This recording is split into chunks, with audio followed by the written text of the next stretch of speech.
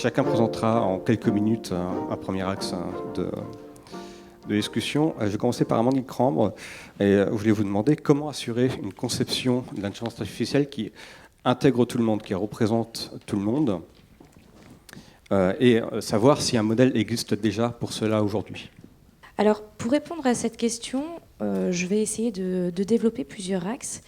Et je vais déjà m'inscrire dans ce qui a été dit par Madame la Commissaire et Monsieur Lynck, car ces questions éthiques, de transparence et de modèle européen sont des questions primordiales. Puisque, comme ça a été dit, le numérique est devenu l'affaire de toute la société, dans tous ses domaines, que ce soit dans la démocratie, dans l'économie, dans la politique, mais également dans son développement et le développement de nouvelles technologies. Et sur l'IA, comme sur le numérique, je pense qu'il faut dire en fait que c'est la finalité que l'on veut avoir. Ce sont des outils au service de quelque chose et pas des formes en tant que finalité. Et ce que je voudrais rajouter par rapport à l'éthique, c'est aussi toute la question écologique qui n'a pas forcément été citée ou qui n'est pas forcément dans la roadmap ou les 15 engagements que vous souhaitez porter aujourd'hui. Mais il y a aussi la question du sens. Aujourd'hui, on promeut que la croissance numérique n'a aucun sens, voire ne durera pas si elle ne se confronte pas aussi frontalement à la question climatique ou autres conséquences environnementales de l'activité humaine. Et à l'inverse, la cause écologique, on ne doit pas l'opposer à la transformation numérique. Elle ne pourra pas progresser, ou en tout cas pas plus vite, si elle ne s'appuie pas sur cette puissance-là du numérique. C'est vraiment primordial, et c'est de même pour la démocratie, c'est de même pour les sociétés, les citoyens, et également l'Europe. Et donc, l'Europe doit se saisir de cette question. On doit aussi se saisir, nous, au niveau politique et des programmes et de ces élections européennes, de cette question et à mettre en avant. Et façonner le numérique, l'IA et l'innovation que l'on souhaite. Pour cela, il ne faut pas forcément vouloir courir après le modèle américain ou après le modèle chinois, mais plutôt réfléchir à un modèle, une troisième voie, un modèle européen qui pourrait s'appuyer là aussi sur un numérique, des IA non discriminantes, puisqu'aujourd'hui, ce n'est pas forcément le cas, plus inclusif, de la frugalité, on n'en a pas du tout parlé, mais la frugalité est importante, et il y a un vrai développement et un modèle derrière à pousser. On peut même réfléchir à des filières d'éco-conception au niveau du numérique et des IA, et également favoriser sur ces IA ou sur ce numérique ce modèle qui serait autour de l'open innovation, de l'open source, de la création des communs, de la neutralité du net, de la transparence, qui permettra d'impulser ce que l'on veut et l'éthique que l'on veut, et surtout à quoi on veut rendre service. C'est essentiel que ça soit sur l'IA, mais sur la généralité du numérique et de l'innovation. Merci beaucoup. Alex Simas, ce que je voulais vous demander, c'est si globalement, pour préparer la société et les citoyens à l'IA, il fallait les préparer spécifiquement à l'IA ou à ce type de technologie de rupture, comme on en voit d'autres qui arrivent, comme la blockchain, l'informatique quantique ou d'autres changements sociétaux qui pourraient être amenés par ces technologies, ou est-ce qu'il faut une approche plus globale de l'appropriation de ces technologies par les citoyens ? Votre question est juste. Moi, il y a 4 ans, quand j'étais invité dans les colloques, on m'invitait sur des colloques Big Data et au choix travail, emploi, RH, ce que vous voulez. L'année dernière, c'était algorithme et Big Data, et RH, emploi ou travail, et puis ce que vous voulez. Et cette année, c'est IA et les mêmes choses. Donc, ce que je constate, c'est d'abord qu'il faut qu'on s'habitue à ce qu'il y ait des vagues technologiques qui succèdent à un rythme cadencé. Que chacune des technologies pose naturellement des questions spécifiques, mais il y a une question plus globale, c'est qui est comment on appréhende la technologie. Du côté d'un syndicat comme la CFDT, il va de soi que l'entrée par la technologie n'a pas beaucoup de sens. Ce qui nous intéresse, c'est pas de savoir si telle ou telle technologie est bonne. Par nature, d'ailleurs, ça n'aurait pas beaucoup de sens, mais plutôt quel usage on en fait. Et c'est autour de la question des usages qu'il faut réfléchir. Si vous utilisez une technologie pour réduire le chômage, améliorer l'insertion sociale, nous applaudirons. Si elle sert le contraire, on sera très embêté. Et donc, que ce soit sur un algorithme, que ce soit sur un projet de big data, ou que ce soit sur l'intelligence artificielle, la première question à se poser, c'est à quoi ça sert ? Et donc, de réfléchir à ces usages, sachant que certains sont parfaitement louables et que d'autres sont beaucoup plus embêtants. Donc, d'ailleurs, la technologie est parfaitement neutre. Ce qui compte, c'est chacune de ces incarnations. Le problème, ce n'est pas un algorithme, ce n'est pas une solution d'intelligence artificielle, c'est tel algorithme, telle solution d'intelligence artificielle qui crée du progrès ou au contraire est source de nombreuses inquiétudes. Et c'est là d'ailleurs où nous avons besoin d'un débat public. Moi, je suis très embêté par le terme d'éthique que j'entends depuis le début de cette table ronde, parce qu'en fait, ça dépolitise le sujet. C'est bien un sujet public que de se prononcer sur les avantages ou les inconvénients de tel ou tel projet. En tout cas, d'une façon générale, il va de soi que nos entreprises doivent se moderniser. Je partage le point de vue de l'ambassadeur Lenk, mais pour autant, avec quelle technologie, avec quel usage, pour produire quoi ? C'est là où c'est la question la plus intéressante. Et naturellement, quel accompagnement des transformations, comment on opère les transformations. Moi, je suis de ceux qui pensent que les transformations doivent être choisies, sinon elles ne se passent pas ou elles se passent mal. On en a eu malheureusement un exemple assez vivant à l'automne. Quand les transformations ne sont pas choisies, ça génère des réactions assez épidermiques et violentes. Je pense que notre société doit être plus pacifiée, et donc pour ça, il faut organiser plus de débats publics. Alors j'alerte juste sur 2 points, parce que on parle souvent de fracture numérique, et c'est un sujet important. Juste pour vous dire que pour moi, il y en a 2. La première fracture numérique, c'est une fracture numérique de la connexion. Il faut que nous prenions conscience que la connexion est devenue un droit social. Un droit social comme les autres, mais un droit social qui permet tous les autres. Sans connexion, pas d'accès à l'information, pas d'accès à la culture, pas d'accès à des services chaque jour plus variés. Puis il y a une deuxième fracture numérique qui n'a rien à voir avec la connexion. Vous pouvez très bien être occupé, mais si vous n'êtes pas en mesure d'utiliser les outils, vous pouvez d'ailleurs être dans l'emploi. Ne pensons pas que c'est un sujet réservé aux chômeurs. Vous pouvez être jeune, et je travaille régulièrement avec Emmaüs Connect, et je constate que de très nombreux jeunes, quand ils cherchent un emploi, ouvrent Google, mettent le nom du métier et sont surpris de ne pas trouver d'offre d'emploi.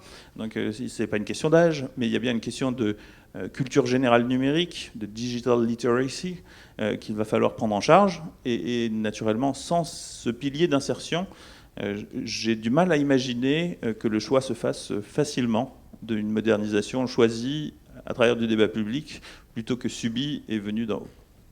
Max Newfield, how do you see the future of work with AI and the relations between humans and machines powered by AI?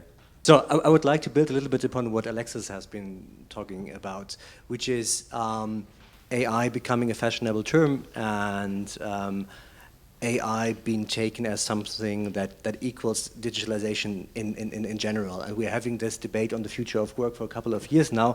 I think what would be important for Europe is actually to think about what could be a vision of future man-machine interaction that is both realistic and value-driven, right? Because doesn't really make sense only think about ethics. I mean, you have to think about how the interplay between the human being and technology in the production processes will develop realistically, and then you have to think about how do we bring in our European values of how a society should be constructed. And that could, for example, mean that we say we purposefully design the human being into the production process because we believe every citizen of our society should be a productive member of our society. For us, automation is not an end in itself, but rather we think about how do we design production processes with having this kind of narrative of being a society where everyone has his or her place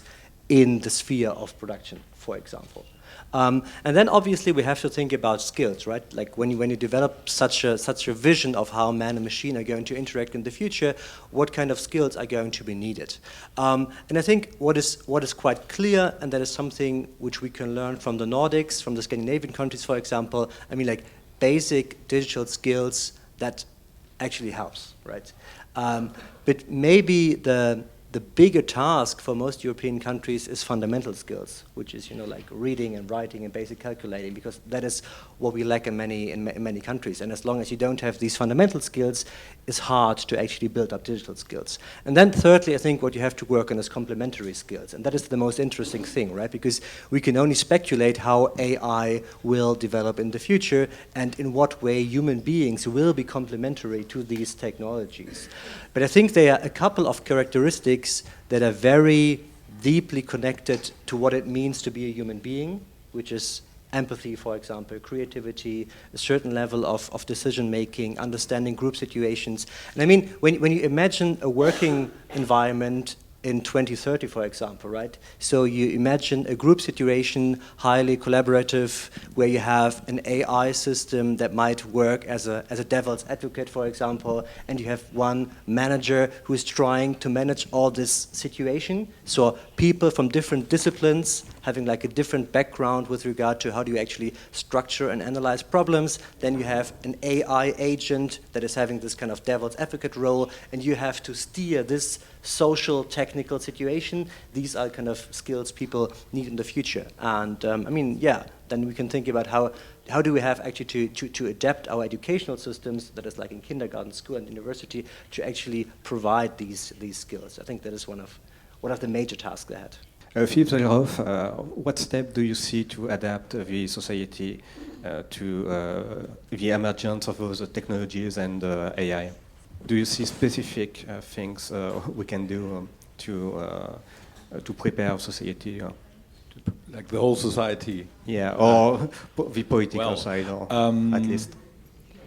I would rather focus on like specific parts of society which I deal with most, and that is the politics and political processes. And so we look at digitalization and digital tools and technologies in two ways when it comes to political processes, when it comes to democracy itself. When we implement and when we think about the state we are in, I think we should be more encouraged to see the positive effects of digital technologies, especially in Germany, for instance, where there is a kind of irrational, deep psychological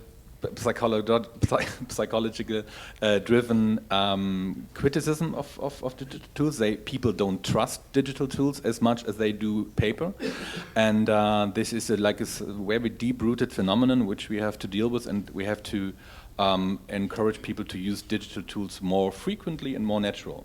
So, because when you look at other countries, of course the Baltics, but even Russia, China, they are like implementing digital processes within political structures, and I'm not judging their political structures. I'm just talking about the process, way more natural and way better.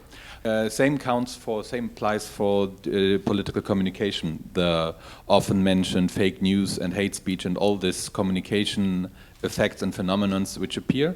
They are definitely there, and we need to find, like in every arena of discourse, we need to find strategies and rules to cope with them. But on the other side, the digital communication provides indeed a very broad possibility to exchange and to distribute knowledge. And I think most of the technologies coming up, there is a kind of a curve of euphoria. And so in the very beginning, like a few people realize the potential, and then it gets over a certain threshold, and then like everybody is full of euphoria, and people believe that the internet will democratize the whole world, and we will have a wonderful society with knowledge provided everywhere for everyone. And then it gets down, and so everybody's really at least a significant share of the discourse is really disappointed because all these hopes, most of the hopes weren't fulfilled, and then it equals on a certain level. And in the midterm, and so I think we are, in terms of AI, we are still at the rising euphoria. So so we'll see how the disappointment kicks in, and as that in terms of political processes, democratic processes, be very aware of the negative sides. Find practical solutions to it, but without making a I don't know, a riddle or like a menace out of it. And on the other side, like a more focused debate on how we can really concretely use tools to increase the experience of the citizens with the government, with the administration, and digitalization can help a lot in that point. Ok, thank you. Amel Taleb, que je vous demandais, c'est plus sur l'aspect politique industrielle. Pour vous, dans quel sens une politique industrielle européenne sur l'IA doit aller, notamment en termes de valeurs, et comment peut-elle vraiment intégrer tout le monde dans l'UE, dans les 28 pays, 27 peut-être bientôt? Merci infiniment pour cette question, et merci infiniment de me la poser après 4 très bons orateurs qui ont exposé les choses de manière très claire. C'était sympa de me simplifier comme ça la tâche. Avec votre autorisation, mesdames et messieurs, je vais utiliser vos arguments qui étaient très très bons, et peut-être essayer de nourrir et d'éclairer la question de la diffusion et de la mise en œuvre d'une véritable politique industrielle, incluant l'IA et autour de l'IA en Europe, en utilisant vos arguments qui sont vraiment excellents. Il me semble que pour avoir une intelligence artificielle, ou plutôt le déploiement de diverses intelligences artificielles, car il n'y en a pas qu'une, qui soit à la fois utile économiquement, politiquement, socialement, qui soit à la fois profitable sur le plan économique et acceptable par les individus, il nous faut la construire en nous appuyant sur ce qui nous constitue, nous, Européens. Les intelligences artificielles ont été développées dans d'autres parties du monde sur la base des données appartenant ou relevant des individus. Il est tout à fait naturel en Chine de développer de l'intelligence artificielle en s'appuyant sur les données des citoyens chinois. Ils ont une importante population et ces données sont suffisamment volumineuses pour permettre d'entraîner ces machines, ces intelligences artificielles. La base de données est suffisamment riche pour pouvoir le faire. En Europe, nous sommes 27, nous tendons vers un marché unique, nous tendons vers un marché numérique unique, nous n'en sommes pas encore là, et c'est en réalité peut-être une chance. Parce que cela peut peut-être nous permettre de nous centrer sur ce que nous avons et qui nous diffère de ces autres grandes zones géographiques. Ce que nous avons en Europe, c'est une industrie. Ce sont des savoir-faire. Ce sont des secteurs économiques dans lesquels les différents pays de l'Union européenne sont capables d'exceller. Ce sont des personnes qui travaillent dans ces secteurs et qui ont un véritable savoir-faire et qui pourraient demain voir leur travail amélioré et peut-être optimisé par l'utilisation d'outils numériques comme l'intelligence artificielle. C'est aussi par le biais, sans doute, du déploiement d'une intelligence artificielle à l'européenne dans des industries européennes que nous pourrions travailler au fait de n'avoir plus qu'une industrie européenne et non pas des industries européennes qui se font face et qui parfois se font concurrence. C'est peut-être aussi l'un des moyens les plus utiles de pouvoir gagner en part de marché à l'étranger parce que nous avons pris en compte un certain nombre d'impératifs politiques, économiques, environnementaux et sociaux qui nous rendraient à terme compétitifs dans d'autres marchés. J'ai tendance à croire que parce que nous avons ce tissu industriel et que celui-ci ne demande qu'une seule chose, c'est à pouvoir enfin se revitaliser grâce aux innovations de rupture, que nous pourrons ainsi déjà, par ce biais-là, toucher un très grand nombre de personnes, à savoir les personnes qui travaillent dans ces entreprises. Nous pourrions également, globalement, transformer non pas les individus et assurer leur montée en puissance et en connaissance, mais assurer aussi la montée en puissance et en connaissance des organisations, qu'elles soient privées ou publiques.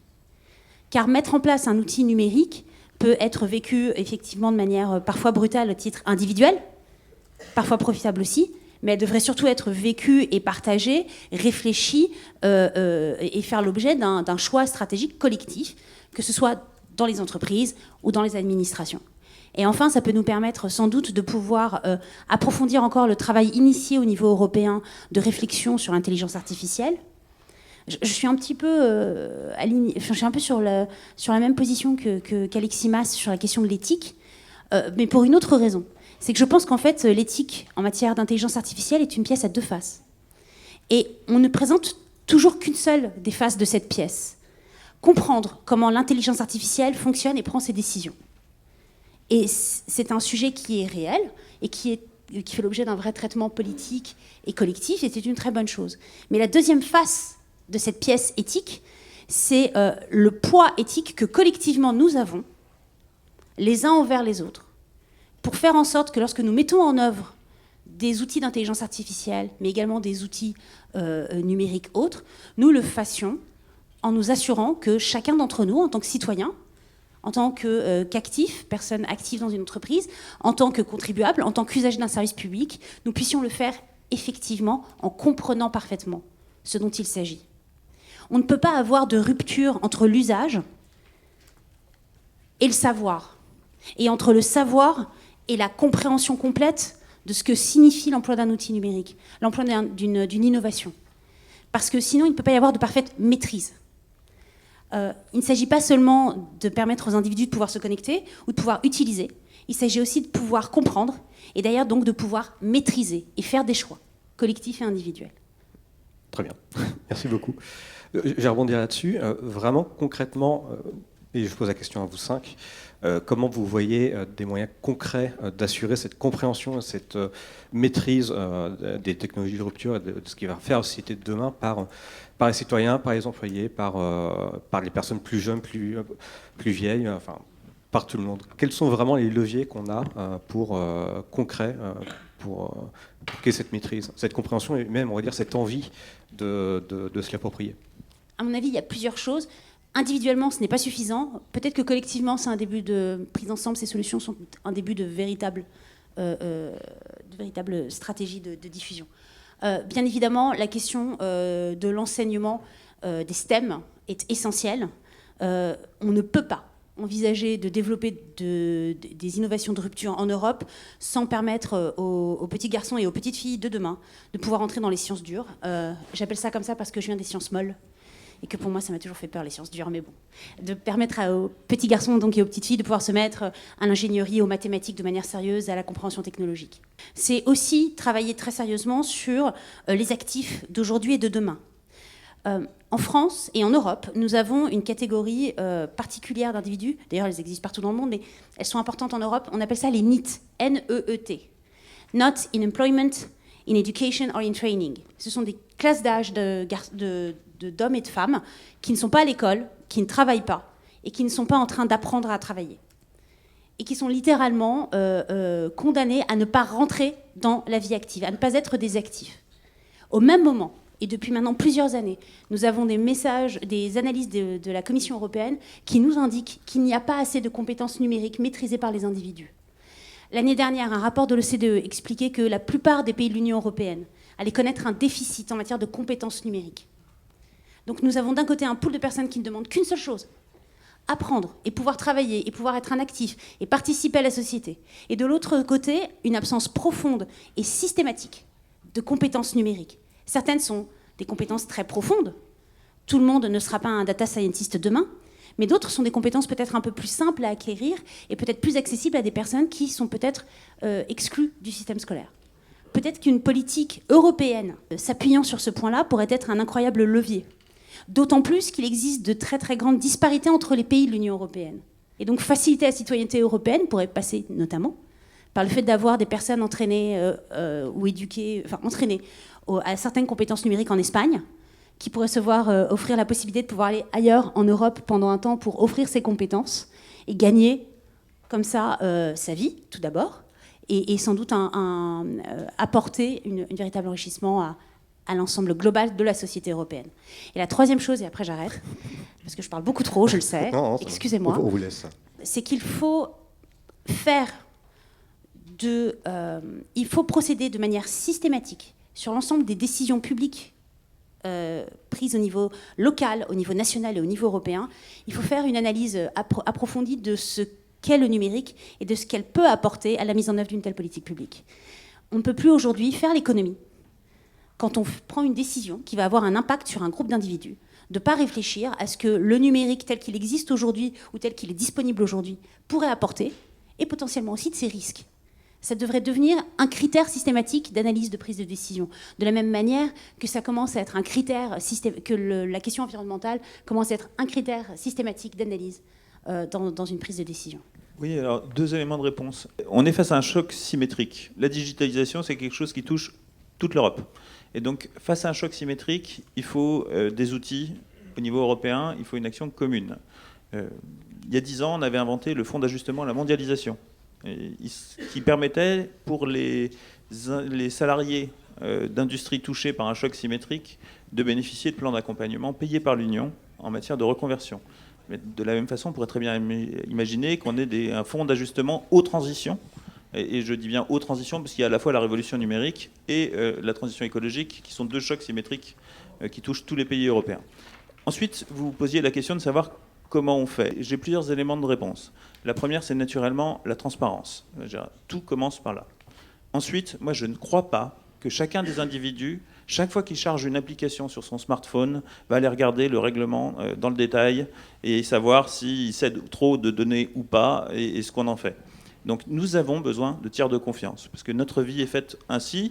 Il y a des gens passionnés qui vont regarder, il y a des éléments de société civile qui peuvent se constituer pour regarder, mais chacun d'entre nous, dans notre quotidien, il y a tellement d'usage et d'utilisation des données que nous ne regarderons pas exhaustivement, et donc nous ne sommes pas en mesure de nous défendre individuellement. On a donc besoin de tiers de confiance, on a donc besoin d'une société civile européenne constituée. C'est pour ça que la CFDT parle de la constitution d'un acteur européen qui serait un data watch et qui permettrait au moins que des tiers de confiance se développent. Alors ça peut être de façon générale dans la société. Je pense qu'il y en a aussi besoin dans les entreprises, parce que j'insiste sur ce point, mais il n'y a aucun statut de la donnée RH aujourd'hui. On ne sait pas qui la produit, qui la possède, est-ce qu'on peut la vendre, est-ce qu'on peut la céder, dans quelles conditions. Alors, juste peut-être un aparté, une seconde là-dessus. On sait qui la produit éventuellement, mais il n'y a pas de statut. Donc la vendre, je pense qu'il n'y a aucune grande entreprise qui jouerait à vendre ces données. Par contre, s'il y a un prestataire, par exemple, et même d'ailleurs pour un usage tout à fait favorable, vous donnez vos données à un prestataire qui va vous proposer des tickets de piscine dans le cadre de votre entreprise. Il y a des données qui partent. Nous ne savons pas si le prestataire a le droit de revendre et utiliser ces données. Parce que simplement, il n'y a pas le régime juridique pour le faire. Et donc, Amandine Crambe. Alors, si je peux me permettre, pour compléter ce qui a été dit, donc, on a parlé d'éducation, on a parlé aussi de connaissances et de compétences, mais il manque aussi la partie usage. Je pense aujourd'hui que pour former, pour comprendre, il faut faire à la fois de la conception jusqu'à l'utilisation. Puisque ce qu'on voit, c'est aujourd'hui, il y a aussi ce gap entre les personnes qui arrivent à se servir de ces technologies, arrivent à les comprendre, et celles qui sont complètement éloignées de ça, et qui en plus sont complètement éloignées, notamment au niveau administratif, et qui renforcent la précarité. Ce qu'on voit, c'est que les populations les plus précaires sont souvent les plus touchées à la fois d'électronisme, mais même sans parler d'électronisme, juste d'illettrisme. Or aujourd'hui, le numérique, les outils passent beaucoup par la question aussi de l'écrit. On retrouve toute une version de l'écrit, et on a ce gap-là qui se fait également entre les générations. Il faut aussi être en capacité d'accompagner à l'usage. Donc oui, arriver à éduquer à la fois donc, sur les sciences, alors moi aussi je viens des sciences molles à moitié, mais du coup sur les sciences dures, mais pas que, justement, parce qu'on voit que c'est l'hybridation en fait de ces sciences-là, c'est vraiment la convergence de ces sciences-là qui vont arriver à avoir des technologies au service d'eux, d'être en capacité de comprendre la société et les humains pour pouvoir être au service d'eux grâce aux technologies. Et donc c'est ça, la conception de code, la compréhension, et aussi aller jusqu'à l'usager, à l'accompagnement des usages pour ne pas laisser des gens sur la route, sur le bord de la route, parce que sinon, il n'y aura pas d'appropriation comme vous avez pu le dire. Et la deuxième chose, c'est la transparence. Sur les technologies, je réitère le propos sur la question de l'open source, de la création des communs, sur la question de la transparence des algorithmes, puisque c'est là aussi où on va, grâce à cette ouverture, mieux comprendre comment c'est calculé, en tout cas ceux qui peuvent, et être en capacité alors sans employer le mot éthique, mais de peut-être co-réguler, de savoir ce qu'il y a derrière et les conséquences, les impacts, puisqu'il n'y a pas aujourd'hui, très peu en tout cas, de réflexion sur l'évaluation et les impacts et la réflexion autour de ces impacts des technologies. Donc ça, c'est aussi quelque chose vraiment sur la question de la création de communs, de l'open. Et il y a un vrai modèle derrière, capacitant en fait pour l'ensemble des pays, et aussi toujours sur ce modèle européen, où en mettant plusieurs acteurs autour des mêmes codes, on peut aller un peu plus loin. Merci beaucoup. Une question qui me vient, du coup, est comment créer vraiment des standards européens en matière d'éthique de l'IA, enfin même d'éthique, de transparence, ou même de... voilà. J'ai utilisé le mot très largement. Et surtout, comment éviter vraiment des disparités entre pays. C'est-à-dire que déjà, les valeurs européennes en matière d'IA et d'éthique sont définies très largement. Alors l'application, j'imagine qu'elle serait définie avec de possibles décalages entre pays qui pourraient être problématiques. Est-ce que l'un d'entre vous a une réponse là-dessus ? Comment s'organiser de manière européenne très concrètement ? Mais si on fait appel à la société, donc si on pense qu'il y a une place pour la régulation, alors il y a forcément une place pour la régulation pour la puissance publique, qu'elle soit européenne, nationale, mais si on pense qu'il y a une place pour la société, il y a forcément une place pour la discussion dans des problématiques spécifiques. Je vais vous prendre un exemple qui, j'espère, vous parlera, qui est celui d'Airbnb. Vous savez que la mairie de Paris est en colère contre Airbnb, parce que le bouton de réservation instantanée, notamment, conduit à favoriser énormément les meublés de tourisme et donc, dit la mairie de Paris, le remplacement de logements en centre-ville par des hébergements destinés à des touristes. Vu de la mairie de Paris, qui étant une très grande ville touristique et une des parties prenantes importantes d'Airbnb, le bouton de réservation instantané, c'est plutôt le mal absolu. Vous vous placez aux États-Unis, le bouton de réservation instantané, c'est la grande conquête sociale des Noirs. Parce que tant qu'il n'y avait pas ce bouton, des autres refusaient des personnes parce qu'elles étaient de couleur. Deux problématiques, les deux sont légitimes. Donc soit on laisse Airbnb se débrouiller et faire ce qu'elle veut, soit on organise la discussion, et je suis certain qu'on trouvera des usages qui permettent de concilier non-discrimination et préservation de nos centres-villes. Oui, je voudrais ajouter un point. Je réitère, c'est très important de parler de l'éthique des intelligences artificielles. Néanmoins, son déploiement doit faire l'objet d'une décision systématique collective, parce que précisément, il y a des moments où ça ne pose pas de problème. C'est-à-dire que s'interroger sur le déploiement d'une intelligence artificielle pour permettre une meilleure réduction de la consommation d'énergie dans une entreprise, dans une usine, parce qu'elle est capable de piloter avec un très grand nombre de données la consommation de chauffage tout au long de l'année et de pouvoir l'optimiser, ça n'a quasiment aucun enjeu sur le plan humain. Ça n'a qu'un enjeu qui est globalement bénéfique, un enjeu bénéfique environnemental, réduction de la consommation d'énergie, donc réduction de l'empreinte environnementale d'une entreprise ou d'une organisation qui la mettra en œuvre. Ça va avoir un autre impact, et je suis désolée d'utiliser ce gros mot, économique, parce que l'entreprise qui la mettrait en œuvre pour être en mesure de pouvoir mieux piloter ses dépenses d'énergie pourra peut-être faire des réductions drastiques de coûts et donc pouvoir gagner en souplesse comptable, si j'ose utiliser ce vocabulaire. C'est pour ça qu'il me semble que utiliser le véhicule de la politique industrielle est un incroyable moyen de pouvoir développer une IA au fur et à mesure des cas d'usage, au fur et à mesure des personnes qui seront amenées à être en utilisation ou en interface avec elles. Et ça peut être un incroyable moyen de pouvoir développer des IA qui seraient acceptables pour nous tous, selon nos valeurs et nos principes. On n'aurait pas à se poser la question des biais de discrimination si systématiquement on accompagnait, parce qu'on a une parfaite compréhension de ce que ça signifie, de comment fonctionne une IA, si on accompagnait toute mise en œuvre d'une étude d'impact. Alors, je peux me permettre juste de... Je vous laisse la parole. Aleximas, puis Max. Sur la politique industrielle, enfin, je ne peux que souscrire à l'idée qu'il y a une politique industrielle. Mon expérience à moi, c'est que je suis très régulièrement invité à des présentations. Alors d'abord pour être dans le public et apprendre ce qu'il faut penser. Et puis je vois un PowerPoint sur l'intelligence artificielle dans tel secteur. Puis la dernière slide, juste celle avant, merci de votre attention, c'est « mais l'humain, ça compte ». Donc je vous alerte, la politique industrielle, si c'est comme ça, j'ai quelques préventions. Alors, je ne suis pas tout à fait d'accord sur ce que vous avez dit sur le fait qu'il n'y a pas d'impact humain de réduction.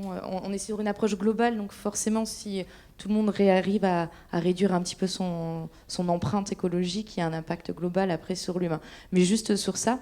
Et sur le niveau européen de développement IA, pareil, sur l'industrialisation, il faut aussi penser aussi à la question du travail, mais justement à l'impact négatif qu'on voit aujourd'hui sur l'IA, en fait, au niveau du travail, et qu'il faut, en tout cas, c'est au côté européen aussi de régulariser ça.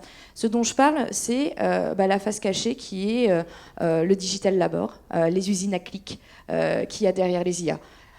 Or, derrière les IA, je dis parce que clairement, aujourd'hui, il y a beaucoup d'entreprises qui vantent les mérites des IA sans en avoir réellement. Et c'est juste de l'IT washing pour des levées de fonds. Et derrière, il y a ces usines à clics, il y a une précarité organisée du travail qu'on ne peut pas non plus passer sous couvert. Et il faut faire justement attention aussi au niveau européen de...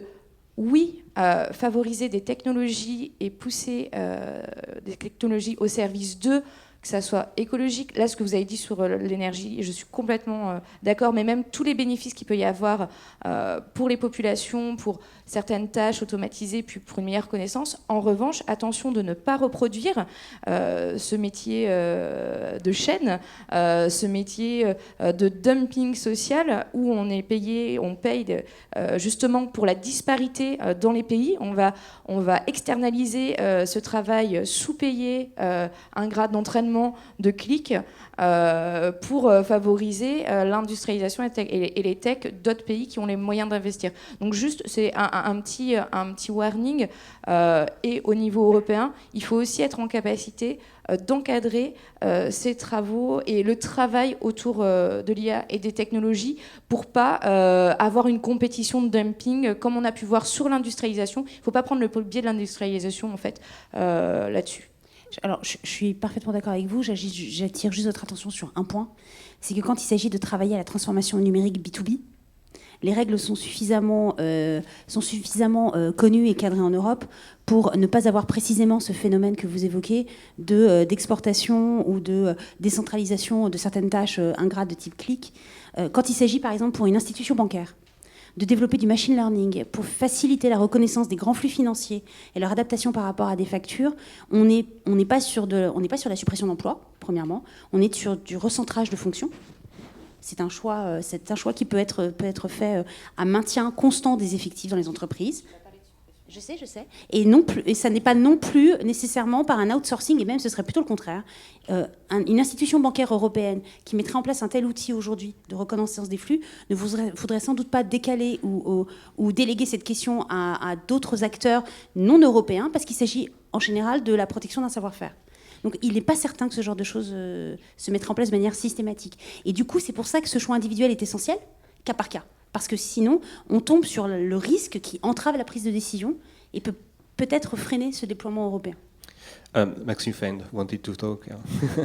What do I think about a million of topics just being covered? You started out with a question about what can we do to help people understand these technologies? And I think maybe we have to differentiate a bit. If we use the term artificial intelligence as a chiffre for digitalization in general, or if we talk about artificial intelligence. Because when we talk about artificial intelligence, we should maybe look a little bit more at the nature of the beast, so to say. Because you've all been talking about, understandable technology, transparency. But I mean, that's kind of hard, right? I mean, when a child is developing, you have a certain point in time where a child has this kind of theory of mind, right? Which is understanding that there is another person who has a mind. And that's basically how people will be approaching artificial intelligence, which is to say, so if a system is complex enough to be intelligent, it's so complex that you cannot really understand it as a normal human being, which brings some kind of challenges to kind of understandability. And also, when you talk about machine learning, there are certain limits with regard to transparency, right? So what I think what we should rather work on a European level is transparency with regard to when am I, as a human being, confronted with an AI-fueled system, and what kind of breed of AI is this? And you could think about standardization, labeling, all different kind of ways to tackle this situation, because you will not be able to provide every European with the understanding of how these systems are actually working. And when we talk about machine learning, and let's say 60 layers of deep neural networks, no one will actually be able to understand what is happening within the machine, but although this is the case, the machine can be highly beneficial to all different kind of applications within our society. So that's on the can we understand these technologies part. And with regard to industrial policy, I think the thing with industrial policy is industrial policy is good if you do it in a good way, and it's bad if you do it in a bad way, right? And this kind of industrial policy becoming a fashionable thing at the moment in Europe, I think it becomes dangerous when you think about, like funding specific technologies in specific industries, because like the current approach in artificial intelligence, which is like brute force of massive data and machine learning algorithms in the form of deep learning. I mean, yes, that is what the US and China are massively investing in at the moment. And I mean, we might ask the question: does it really make sense to put our bet and everything we have in terms of resources on this approach, or shouldn't we rather look at, let's say, the multiplicity and the plurality of approaches we have in Europe at the moment, and rather focus on, how can we work on having a flourishing ecosystem of, like basic research, small and medium-sized companies that are like kind of the backbone of our economy in Europe. So what I'm saying is this kind of simplistic industrial policy as a solution to Europe being challenged by the US and China, I think that will not really work out in the end. Yeah, like as Mark said, we touched upon like quite a lot of things here and very important things. So I have indeed some more or less random comments to that. If we talk about ethics in, let it be AI or any other digital technology, I think we should getting more concrete and say what we mean, and we mean the question what kind of decisions will be carried out by machines and what kind of decisions should be carried out by human beings. I think that's the question behind. And if we say it's fine that machines, computers and algorithms are, we are fine with them setting the temperature in our children's classrooms, then that's fine. So but then we have to follow up on this, and we have to define other points, other questions where machines can and artificial intelligence will take over, and other spaces where we want to define, okay, these are decisions carried out by human beings in the future as well. I think that's what people are afraid of, and so we have to tackle that question. Another point is the role of corporates, of companies, which is now increasingly defined by the corporate digital responsibility, so the CDR, adding up to CSR, and I think that might be considered for some as a buzzword. I think it's more. I think that companies more and more get a grip on, okay, there is a digital sphere, and we move in that sphere, we sell in that sphere, our employees, our customers on that sphere, so we need to take care to keep that dimension and keep that area, that room, more or less safe, and we need to invest in that. The same as as companies did when it comes to CSR and environmental stuff and this, and so that's what I would like to add in these two specific points. I think lots of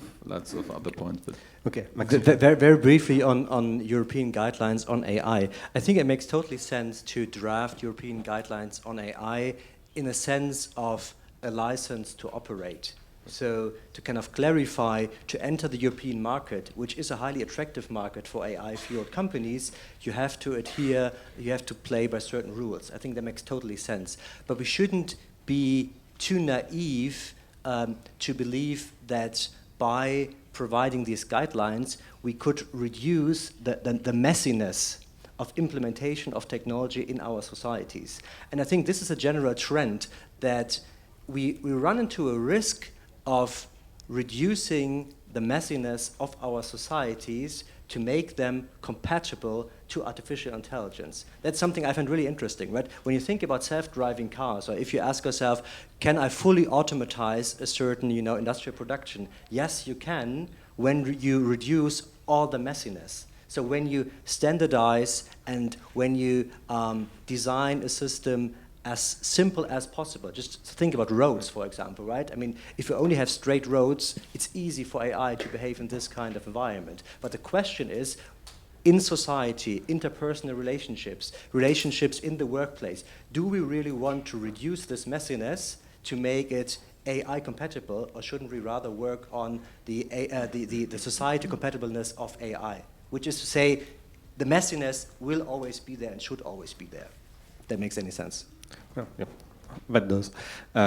So the question is on the acceptability, of AI and the compatibility with the current state of the society. Do you see concrete level which will be applicable on the red lines on AI?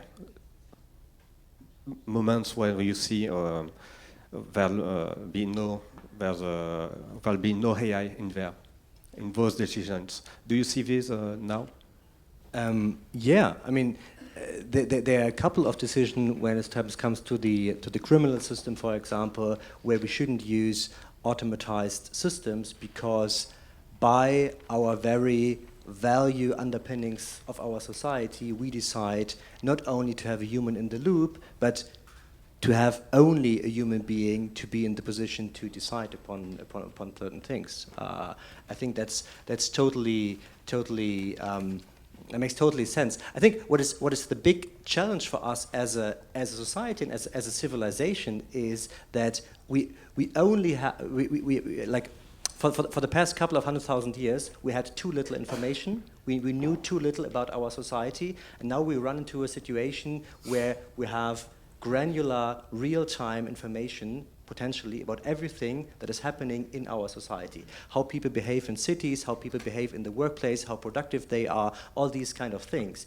And you could think about AI-fueled systems that start, let's say, steering these processes by certain value decisions we gave them as a society. But the question is, in translating this kind of value propositions we gave to these systems, will they in the end design society or the workplace or what have you in a way that is really acceptable to our values? So how much agency do we actually give to these systems? And that is quite a tricky question for a society, because when you only optimize for efficiency and when your goal is to collect as much information as possible to design your company or your society or your traffic system as efficient as possible, that would be the choice you normally take. And I think this is kind of a big challenge for a society to answer these kind of questions. Okay. François Marat, Volte-France. 48% des investissements pour les startups ont été faits en 2017 par la Chine. La Chine a 23 milliards, il me semble, sur une période d'investissement en IA. Mais en fait, alors la réponse de Maria Gabriel, c'est 20 milliards. C'est une bonne réponse. Seulement en Chine, on a aussi des entreprises qui sont des entreprises quasi d'État, avec un marché assez docile. Alors la question, c'est, on invente, on est très smart en Europe, on a le RGPD, qui n'est pas uniquement une question de sécurité, de protection, mais aussi apporte de la valeur ajoutée. Et d'ailleurs, Mark Zuckerberg y convient maintenant. La question, c'est que, effectivement, la technologie est neutre. Mais en bon connaisseur de l'investissement responsable, M. Alexis Mas, vous savez sans doute aussi qu'on peut associer de la technologie par exemple, à une entreprise à mission. Et si on développait les entreprises à mission en Europe, on aurait les moyens, en associant la technologie, d'avoir un développement d'entreprises européennes qui viserait l'intérêt général. Je pense qu'il y a plusieurs parties dans votre intervention. Il y a la première qui est quel est le bon niveau d'investissement pour faire face. Moi, je n'ai pas de réponse à cette question, y compris parce que je constate que le paradoxe de Solow, vous savez, on voit les investissements informatiques partout, sauf dans les stades de productivité, est toujours valable. Donc on a d'un côté des entreprises françaises et européennes qui n'investissent pas si peu que ça, même si on regrette qu'elles n'investissent pas plus, et pour autant une productivité qui a l'air de décliner. Et donc la première chose, c'est très bien d'investir dans la technologie, mais il faudrait encore que ça génère quelque chose de collectif et de favorable, et ça pour le coup c'est pas encore du tout démontré. Alors ça veut pas dire qu'il faut être contre, je pense qu'il faut moderniser, donc j'en viens au deuxième point qui est l'emploi. Moi, ce que je constate sur l'emploi, c'est que les pays les plus robotisés au monde sont ceux où on crée de l'emploi dans l'industrie. Et donc, il n'y a pas de lien mécanique entre le fait de se robotiser et le fait de perdre de l'emploi. Et donc, le débat serait beaucoup trop simple s'il s'agissait simplement d'imaginer une substitution mécanique. Troisième question, qui est en fait, votre question, c'est finalement, repartons de la finalité. Le projet de l'entreprise à mission, c'est de se dire, finalement, au-delà de la finalité économique, qui finalement, pour les entreprises, qui d'ailleurs est très récente, ce n'est que depuis les années 70 qu'on assimile une entreprise à son actionnariat et à l'intérêt de son actionnaire. Si on repartait du principe qu'une entreprise, c'est un projet collectif, qui unit du capital et du travail, mais plus largement des parties prenantes, alors on pourrait redonner du sens. Moi, j'y souscris complètement. Je pense que d'abord, les entreprises, déjà aujourd'hui, constatent que pour fidéliser une main-d'œuvre plus jeune, il faut qu'elle donne du sens et que ce ne soit pas simplement sur les plaquettes, mais que ça soit vécu dans l'entreprise, au quotidien, au travail. Je pense que les salariés, d'une façon générale, mais tous les travailleurs, en ont assez de l'entreprise, monde vertical et de silence dans lequel on obéit à une hiérarchie sur 25 niveaux. Donc ça, je pense que des gens qui choisissent l'indépendance à ceux qui sont dans l'entreprise, le constat est exactement le même. Et donc il y a bien un moment où il va falloir refonder ce que c'est qu'une entreprise et que l'effet sera probablement en termes de productivité et de créativité bien supérieur à ce que l'on attend. Dernier point, moi j'entends souvent dire, par exemple, regardez l'intelligence artificielle détruit de l'emploi dans la banque. Je ne dis pas qu'il n'y en a pas. Les banques réduisent l'emploi, et massivement, notamment en France, avec des agences qui ferment. Mais quand on regarde l'effet des taux bas, et donc le fait que les banques ont du mal à gagner de l'argent, est bien supérieur à l'intelligence artificielle. Et donc l'intelligence artificielle est aussi un bouc émissaire facile. Et donc moi j'invite tout le monde plutôt à reconstruire un projet de société, et donc entreprise par entreprise, dans lequel il fait bon vivre, et on a envie de se défoncer, plutôt que de se polariser sur des technologies. J'ai une SARL, je suis un consultant, je viens d'une grande entreprise technologique et j'ai également créé un institut de recherche et d'études sur le développement des compétences. Alors moi je suis assez d'accord avec M. Mas, Mme Taleb, j'aime pas beaucoup le mot éthique, qui me paraît être une fuite. La différence que nous avons, c'est que moi je viens des sciences dures. C'est-à-dire que je suis un scientifique et un technologue. Et ce que je vois dans l'histoire de l'innovation et des sciences, et dans le métier que j'ai fait, j'étais dans la télécommunication, ce qui bloque, ce n'est pas la technique. Les raisonnements dans le genre, il faut que tout le monde apprenne à programmer, c'est un peu comme si, puisque la comptabilité et la finance, tout le monde en fait, on devait tous devenir experts comptables. Quelle connerie. Non, ce dont on a besoin de cette posture, c'est d'apprentissage de relations. Et en fait, la transformation digitale, c'est une transformation service. Et c'est ça qui bouleverse le fonctionnement. Mais d'ailleurs, ce n'est pas original, hein, quand on regarde l'histoire des technologies. La machine à vapeur a été remplacée par la machine électrique, pas parce qu'on a inventé l'électricité, mais parce qu'on a trouvé les conditions organisationnelles, processus et formation pour réussir à les faire fonctionner dans les entreprises. Donc c'est une question d'organisation et de modèle managérial. Or, nous avons des problèmes managériaux. Quel est le diagnostic porté sur le fait que nous soyons en retard par rapport, paraît-il, aux Américains et aux Chinois ? Ces Américains, qu'est-ce qu'ils sont vilains? Et le peuple chinois, et le peuple américain, et ses dirigeants, mais qu'est-ce qu'ils sont vilains? Or, il y a des monceaux d'études aux États-Unis, les meilleurs. Il y a des livres bien connus, Deuxième âge de la machine, par exemple, hein, par les gens de MIT, qui disent toutes ces problématiques de l'innovation. Et si on utilise tous les outils des GAFA, c'est qu'ils sont pratiques, c'est qu'ils sont utiles. Vision d'usage. Moi, avec mes ingénieurs informaticiens, je n'arrive pas à leur faire comprendre que ce qui compte, ce n'est pas de causer aux machines, mais c'est de causer aux gens. Si j'envoie un chef de projet chez madame qui sait juste faire de la technique, à mon avis, il ne va pas co-construire grand-chose avec ses clients. Hein. Donc on a un vrai problème de culture managériale, de culture de service, de capacité à transformer les compétences dans les entreprises. Qu'est-ce qu'on a fait au début du XXe siècle? On a créé les écoles d'entreprise. Donc ma question, elle est double. Quel est le diagnostic porté sur notre retard? Et quels sont les enjeux, non pas simplement techniques, mais quels sont les enjeux de type de transformation de services et de transformation des modèles managériaux dont on a besoin en Europe, ou d'autres, semble-t-il, font encore mieux ailleurs?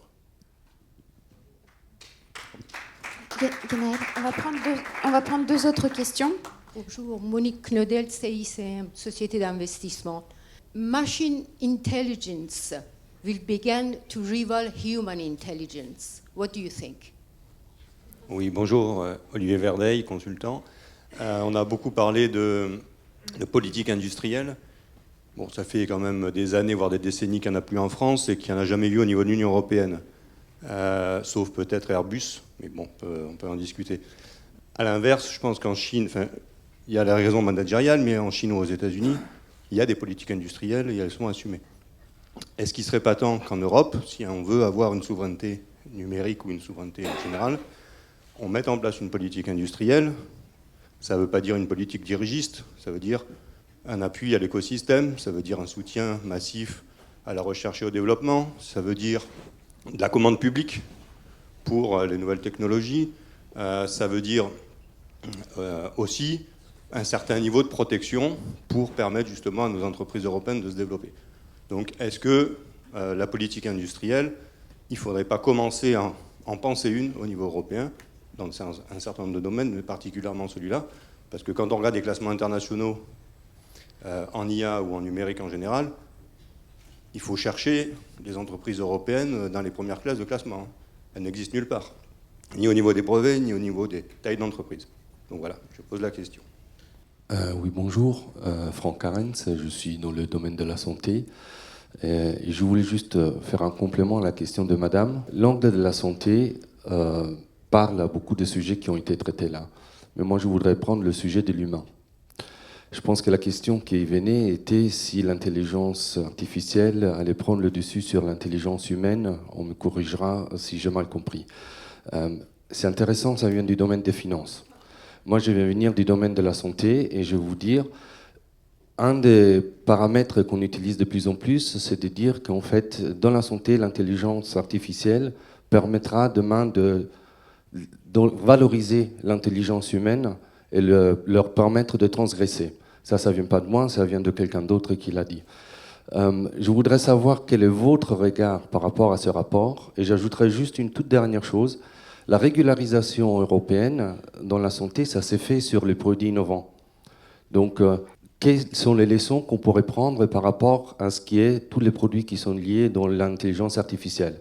La IMA, c'est ce qu'elle fait. Elle regarde des risques-bénéfices et va décider si permettre l'autorisation d'un produit sur le marché. Merci. Sur le retard européen face aux États-Unis et la Chine en matière d'IA, donc quel diagnostic vraiment poser sur ce retard et quel remède éventuel? Moi, j'ai compris la question surtout centrée sur l'organisation du travail, et donc la manière dont on articule le travail humain et la technologie, qui est une question absolument fondamentale. Alors, je suis mal placé pour faire des comparaisons internationales, parce que moi, je connais malheureusement beaucoup mieux le territoire national que les autres, et donc, j'ai pas grand-chose d'intéressant à dire sur la manière dont ça se passe aux États-Unis ou en Chine. Je peux vous dire que, bon, d'abord sur la Chine, probablement on se trompe en pensant que tout ce qui en vient est dangereux. Et pour autant, je suis certain que si je vais dans les sections syndicales CFDT en expliquant que le modèle chinois doit être développé, je serais reçu avec des tomates. Donc boutade mise à part, donc la question c'est comment on fait pour penser l'organisation du travail. Il y a une vraie question qui est que la plupart des entreprises n'ont pas encore compris qu'il y a deux utilisateurs du système d'information, naturellement leurs clients, ça pour le coup ils l'ont bien compris, mais aussi leur partie prenante interne, comme certaines disent, nous on dit partie constitutive, le travail, donc les salariés. Au mieux, elles ont une réflexion sur l'expérience du collaborateur, donc l'expérience du salarié, mais en fait finalement, quand il y a des grandes décisions, il n'y a que très peu d'élaboration collective et de réflexion sur ce que ça veut dire que pour le travail que d'avoir l'arrivée d'une technologie. Et c'est là un territoire entier de progrès pour les entreprises et les administrations de notre pays, pour trois raisons. La première, c'est qu'on peut se tromper complètement dans les outils. Je vais vous donner un exemple très concret. Un logiciel de caisse pour un supermarché. On construit ça du point de vue national, on les propose, et puis on va proposer un logiciel qui permet d'affecter les services des caissières. Sujet hyper sensible dans un supermarché, savoir qui a les bons horaires. On a souvent des personnes, souvent de sexe féminin, très mal payées, souvent à temps partiel. Et donc avoir les bons horaires ou avoir les mauvais, c'est avoir une qualité de vie à peu près potable ou complètement catastrophique. il y a deux enseignes qui ont procédé de façon complètement différente. L'une a décidé de laisser une adaptation locale, et donc la possibilité, magasin par magasin, de discuter. Est-ce que ce sont les mères d'enfants en bas âge qui vont avoir la priorité, ou est-ce que ce sont celles qui ont le plus d'ancienneté? Et en fait, l'autre a décidé de critères nationaux, discutés au niveau national, qui n'étaient pas idiots, mais qui fait que ça a été vécu comme injuste partout. La question, c'est donc de savoir jusqu'à quel point on peut adapter, bricoler son outil et construire des règles acceptées. Et sur cet exemple qui n'est rien du point de vue technologique, on voit qu'un outil peut être juste ou vécu comme juste, ou au contraire vécu comme une forme d'arbitraire qui tombe du ciel sur des critères qu'on comprend mais qu'on ne partage pas. Et donc la première chose, c'est qu'il va falloir penser des outils justes, donc des outils dans lesquels on peut adapter localement sa pratique. La deuxième chose, en termes de réflexion, c'est que naturellement, les utilisateurs des outils ont un avis. Je ne dis pas que chaque salarié d'une entreprise est un stratège qui sait comment il faut gérer la boîte pour l'avenir. Mais collectivement, quand on interroge et qu'on décante un débat avec une vraie procédure, il en sort des choses intelligentes et des choses que l'on ne voit pas à la direction de la stratégie. Il y a des évolutions qui, vues de la direction de la stratégie, sont normales et qui heurtent tellement violemment les identités professionnelles que le changement ne se fait pas. Et donc, il y a bien un moment où il faut se reposer la question collectivement de comment on construit une organisation du travail, comment on la discute, comment on la négocie, et comment collectivement on nourrit le projet collectif. Et cette adhésion de l'ensemble des parties prenantes du projet collectif, donc à la fois le capital et le travail, est nécessaire à son efficacité. Donc je pense que c'est un élément de réponse. Est-ce qu'on a les compétences pour le faire? Vous citiez à juste titre que dans le monde numérique, on dit qu'il n'y a pas assez de programmateurs. Dans le monde financier que je fréquente aussi, on dit qu'il n'y a pas assez de gens qui comprennent le monde des actions. Dans le monde RH, on dit que le droit du travail est malheureusement très peu compris et très peu connu. Et donc, la bonne réponse, c'est pas que tout le monde soit spécialiste de tout, c'est qu'on hybride les équipes, qu'on ait des compétences différentes, qu'on fasse attention à avoir des jeunes et des vieux, des femmes et des hommes, quelqu'un qui est très digital-minded comme quelqu'un qui a l'humain chevillé au corps. Et c'est par le panachage des expériences et la capacité à travailler ensemble qu'on crée de la valeur. Moi, je rebondis sur l'hybridation des savoirs et des compétences, puisque c'est ce que j'ai dit auparavant, notamment dans la formation. C'était nécessaire d'avoir pas que des personnes, des ingénieurs IT, mais aussi justement de refaire le lien avec les usagers, avec l'usage, avec les sciences humaines, et également pour avoir ces choses-là non discriminantes, avoir une diversité, un panel des personnes qui travaillent dessus. Mais ce que je pourrais dire également, c'est que moi, je me suis fait retoquer la semaine dernière parce que j'ai pris l'exemple du modèle chinois sur l'open source en disant qu'ils avaient... C'était intéressant, donc je suis un peu pareil que vous, mais là, je ne vais pas le redire. Mais ce qu'on peut dire, en tout cas, c'est que le numérique transforme aussi l'organisationnel. Et en tout cas, personnellement, moi, je le vois dans mon organisation, on se sert en fait des bonnes choses qu'ont apporté la réflexion sur comment on réfléchit à un numérique et l'usage derrière, le parcours utilisateur notamment, pour réfléchir à l'organisation. De toute façon, on le voit très bien, combien d'entreprises font ce qu'on appelle leur transformation numérique. Il y a celles qui font la transformation digitale, en fait c'est juste sur les outils numériques, et il y a celles qui font complètement leur transformation des organisations en s'inspirant du numérique sur les projets. Et là, ça va sur le soutien aussi qu'on peut avoir au niveau européen ou étatique. Comment on arrive à soutenir des vraies innovations? Est-ce qu'aujourd'hui, la start-up est innovante? En tout cas, le modèle aujourd'hui de la start-up, moi je pense qu'il est plus très innovant, puisqu'on reproduit justement une organisation déjà existante et qui reste traditionnelle, mais avec des nouveaux objets. Donc là, on doit au contraire se servir du numérique, mais de ces organisations, de cette horizontalité aussi, de cette façon de travailler, du learn and test, du crash and test aussi, hein, parce que ça, la culture de l'échec, il faudrait qu'on l'apprenne un peu plus en entreprise. Mais il faut, en tout cas, pour rebondir sur le management, il y a aussi s'inspirer vraiment de ce qui est fait plutôt que le rejeter. Max Newfend, est-ce que vous avez quelque chose à ajouter? So firstly, Monsieur Yves, I fully agree that the challenge of implementation is not a technological one, but an organizational and a societal one, which is much, much, much bigger than if it were a technological one. which is basically, you know, like if you have to transform a couple of 100,000 European small and medium-sized companies with regard to how, like their inner functionings, that is quite a big challenge. The lady, I fully agree that, I mean, obviously the term singularity, which is kind of machine intelligence superseding human intelligence, doesn't help at all. But I mean, just like as Alexis has been describing, I think what we're going to see in the future is multiplicity, which is kind of a variety of machine intelligences and human intelligences. And this kind of collaborative setting will be the best in fulfilling all kind of different tasks. And I think you should also think about, because you ask, can machine intelligence be used to, so to say, develop human intelligence? Say again? To start to compete.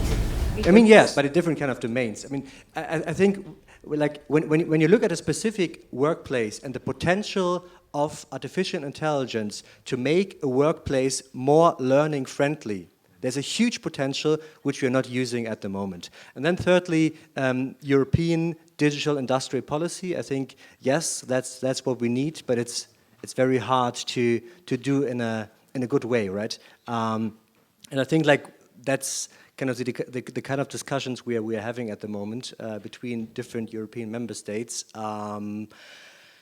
Like in the end, I think we should step down a little bit from this AI rat race perspective, which is, so to say, China and the US, they are like a couple of like 100 meters ahead, and now we Europeans, we have to speed up to achieve the same position at this.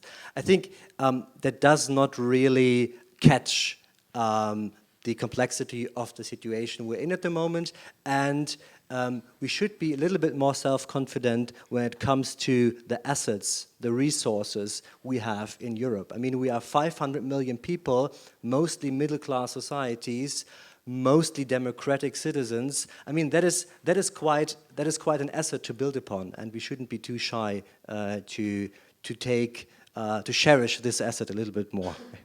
Thank you. Philippe Sarloff. Like in terms of the usage of artificial intelligence, I can only second what's been said. That you have to divide tell the difference between machine learning, data mining, and artificial intelligence, so that people are not like getting wrong images in their head, that they like reproduce fears which are not valid and not rational.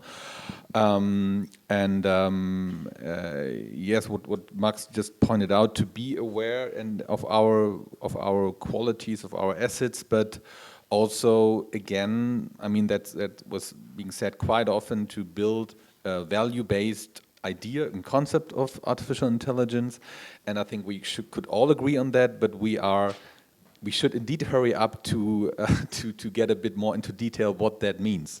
So how do we implement European values like data protection, consumer rights, of course liberal democracy, in an artificial intelligence driven system, and how do we provide the data to it? Because I think that's a point where we definitely need to kick in.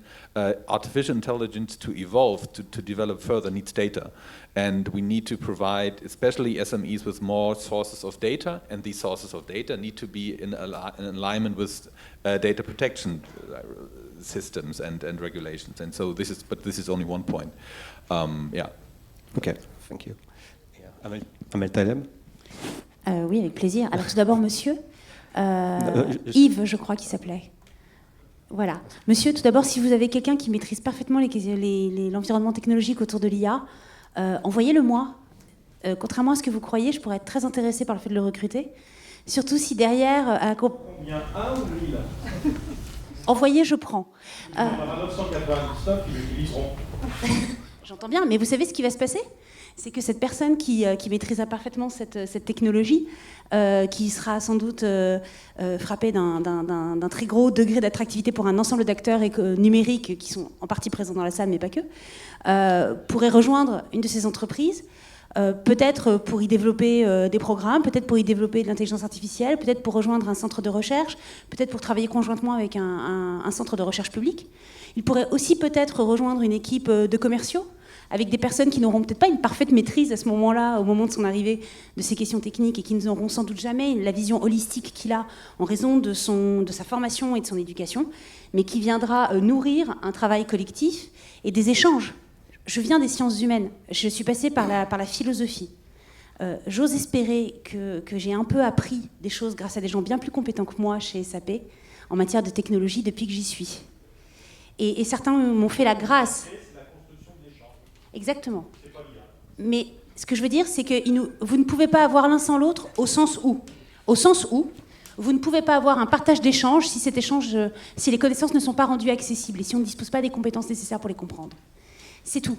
Dieu merci, je suis tombée sur des personnes très compétentes chez SAP qui ont pris la peine, les 3, 4 heures, 5 heures, 6 heures, 10 heures, 18 semaines nécessaires pour essayer de m'expliquer ce que c'était que le machine learning et qui ont fait l'effort de s'adapter à mon pauvre appareil conceptuel et qui finalement m'ont permis peut-être de comprendre un petit peu ce que ça pouvait être.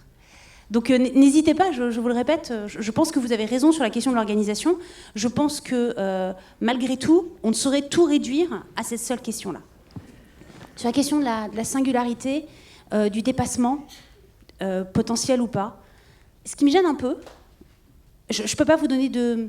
Je n'ai pas de certitude, ma religion n'est pas faite sur ce point-là. Le champ des possibles est encore ouvert. J'ai tout de même l'impression que si nous sommes en mesure, individuellement et collectivement, de pouvoir poser nos garde-fous et de pouvoir éviter, par exemple dans le secteur de la santé, que les décisions soient exclusivement des décisions machines, nous serons alors en mesure de pouvoir maîtriser et limiter le risque de cette singularité. Ça, c'est la première chose que je puis vous dire. Je crois fondamentalement, encore une fois, je m'appuie sur l'exemple de la santé, la médecine, ce n'est pas qu'une science et ce n'est pas qu'un art. Ce sont les deux choses. C'est une science médicale et c'est un art médical. Et les deux ne sont pas nécessairement potentiellement couvertes par un algorithme si puissant soit-il. En revanche, on ne pourra pas espérer avoir une médecine efficace si on décide de sacrifier l'art à l'autel de la science, l'homme à l'autel de la machine. C'est une conviction profonde. Je pense que c'est ce qui fait une conviction profonde de beaucoup de gens en France et en Europe, et qu'en conséquence, cela conduira, orientera, limitera sans doute nos propres choix. Cela sera en permanence présent dans nos choix de déploiement de ces technologies. Un dernier point peut-être, parce que du coup, je suis désolée, j'y vais. Vraiment pour finir. Je ne suis pas tout à fait d'accord sur le fait qu'en Europe, il n'y ait pas de grands groupes qui soient en mesure de faire de la concurrence avec d'autres groupes américains ou chinois. J'ai l'honneur de croire que j'appartiens à l'un de ces groupes. Donc je crois que oui, effectivement, il y a une... Vous avez raison, il y a un déséquilibre profond. Mais ce déséquilibre profond, il n'y a pas de déterminisme. Et Max évoquait de manière très judicieuse tout à l'heure le fait que, sans doute à juste titre, il me corrigeait, je l'en remercie, une vision monolithique d'une politique industrielle, en réalité, ne correspond pas complètement, si on peut réduire ce concept à ça, à la réalité, parce que ce qui caractérise l'Europe et les différents pays aujourd'hui, c'est l'existence d'un écosystème. Il y a des petits, il y a des gros, il y a des startups qui apparaissent à peine, certaines sont en train de monter à l'échelle, certaines travaillent avec d'autres startups ou des grands groupes du pays d'à côté et font à peine 40 km entre la France et l'Allemagne. Certaines collaborent entre elles, entre la Suède, l'Estonie et le Royaume-Uni.